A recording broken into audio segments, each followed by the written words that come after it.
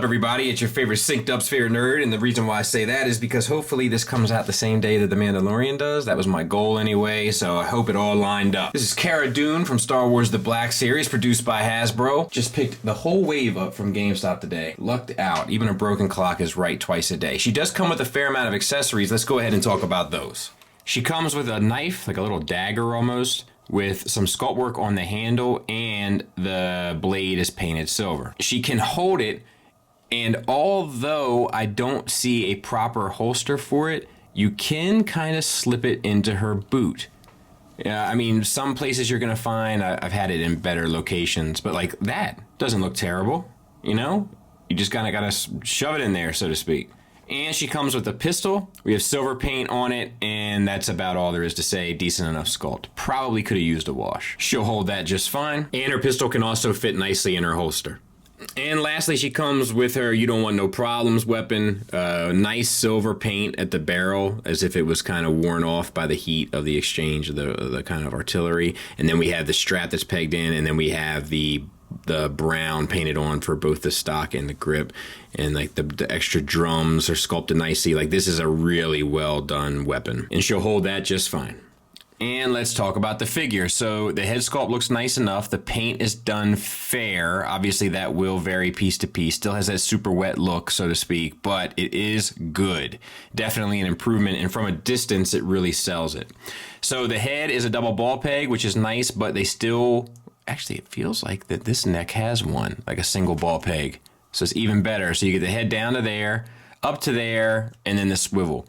A bit limited, but looks great. And the hair is sculpted beautifully as well. And all the paint is fairly clean. Then we have the upper body. So let's talk about that. We have, that might be a double also. It could be a single though. It's just really well done, whatever it is. So you get the swivel, ab crunch, back, teapot, etc. Great range. We have digital sculpt work, it looks like to me, which we see from time to time with Hasbro, but not all the time, at least, or if it is, it doesn't always look it. And it's nice.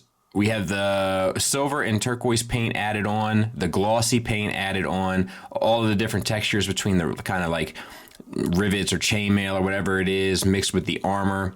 The weathering on the armor, it looks nice. We have a disc hinge shoulder that gets you up to 90 degrees. The shoulder pad is connected to the chest, painted clean, and then we have some weathering done to that as well. We also get a swivel that'll get you up to 90 degrees.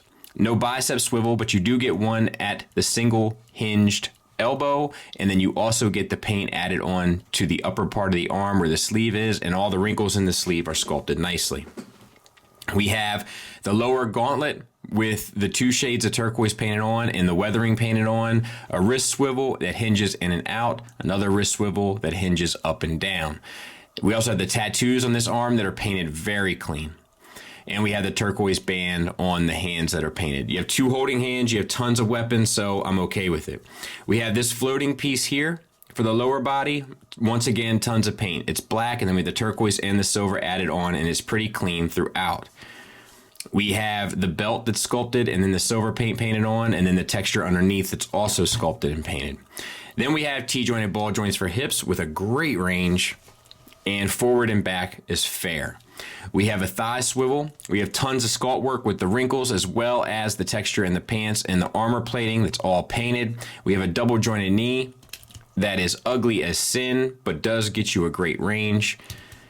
And we have the boots. So we have a calf swivel on both. This knee pad is obviously painted different with the silver and then the weathering. This bit is painted, and we have ankle tilt up, ankle tilt down, and a rocker where it plugs in, and the weathering that's faded into the upper boot on both sides. So pretty well done figure. Look at that braid that's sculpted in. Looks nice.